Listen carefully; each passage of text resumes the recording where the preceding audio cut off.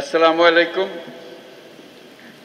বাংলাদেশ বিমান বাহিনী আয়োজিত আজকের এই আকাশ বিজয় মহড়া অনুষ্ঠানে আপনাদের মাঝে উপস্থিত হতে পেরে আমি অত্যন্ত আনন্দিত। এই মহড়া কেবল একটি সাময়িক অনুশীলনই নয়, এটি আমাদের সার্বভৌমত্ব রক্ষায় বিমান বাহিনীর পেশাদারিত্ব এবং দক্ষতার পরিচয় বহন করে। আমি এই মহড়ায় অংশগ্রহণকারী সকল সদস্যকে তাদের নিষ্ঠা, শৃঙ্খলা এবং পেশাগত উৎকর্ষের জন্য আন্তরিক ধন্যবাদ জানাচ্ছি। এই গৌরবময় মুহূর্তে আমি গভীর শ্রদ্ধার সঙ্গে স্মরণ করছি ৭১ সালের মহান মুক্তিযুদ্ধে আত্মদানকারী শহীদদের, বিশেষ করে বাংলাদেশ বিমান বাহিনীর অকুতোভয় সদস্যদের। তাদের রক্তের বিনিময়ে অর্জিত স্বাধীনতা আমাদের জাতিসত্তার মূল ভিত্তি।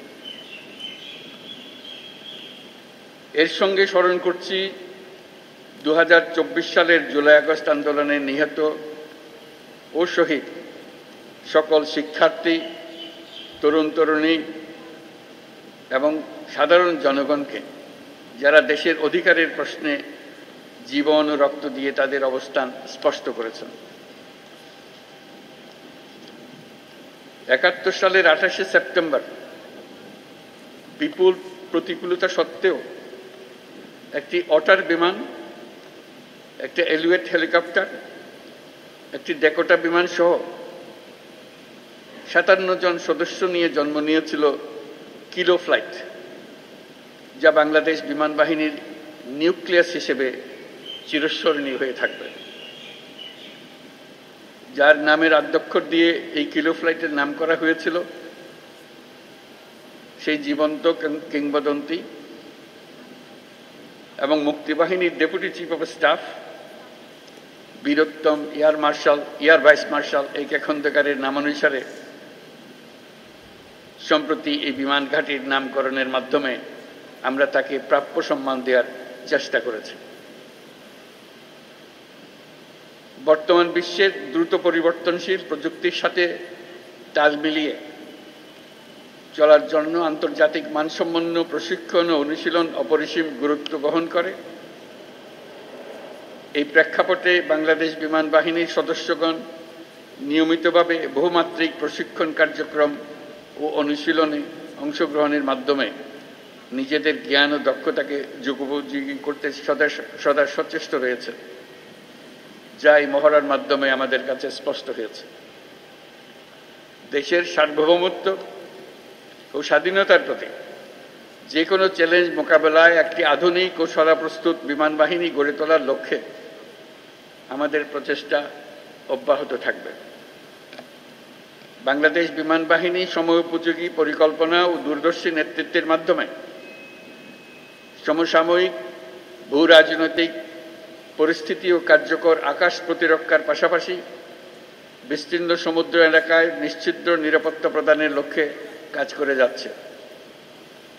আমি জেনে খুশি হয়েছি যে বাংলাদেশ বিমান বাহিনী দেশীয় প্রযুক্তি ব্যবহার করে স্বয়ংসম্পূর্ণভাবে বেসিক ট্রেনের বিমান আনম্যান্ড এরিয়াল ভেহিকল তৈরি করেছে, যা বিমান বাহিনীর উদ্ভাবনী সক্ষমতা, আত্মনির্ভরতার প্রতীক।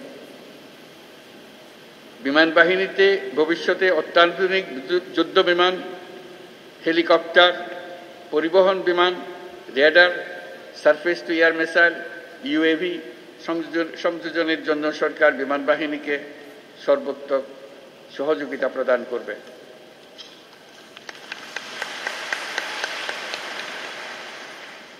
আজকের এই অনুশীলন বাংলাদেশ বিমান বাহিনীর আত্মবিশ্বাস, প্রস্তুতি এবং অর্পিত দায়িত্ববোধের বাস্তব রূপায়ণ।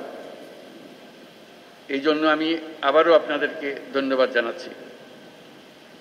এছাড়াও আমি বর্তমানে দেশের বিমানবন্দর সমূহের সুষ্ঠু পরিচালনা ও নিরাপত্তার দায়িত্বে নিয়োজিত বিমান বাহিনীর সদস্যদের ধন্যবাদ জানাচ্ছি।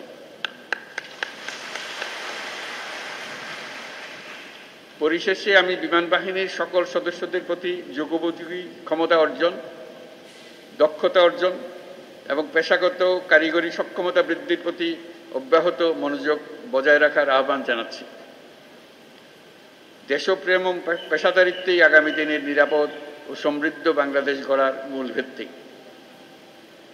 আমাদের সকলের ঐক্যবদ্ধ প্রচেষ্টায় আমরা একটা নিরাপদ, উন্নত ও শক্তিশালী বাংলাদেশ গড়ে তুলব ইনশাআল্লাহ। আপনাদের প্রতি জাতির আস্থা ও ভালোবাসা অটুট থাকুক, এই কামনা করে আমার বক্তব্য শেষ করছি। মহান আল্লাহ আমাদের সহায় হোক। আল্লাহ হাফেজ। For more updates, follow us on Facebook, subscribe our YouTube channel, get the latest update on www.daily-sun.com.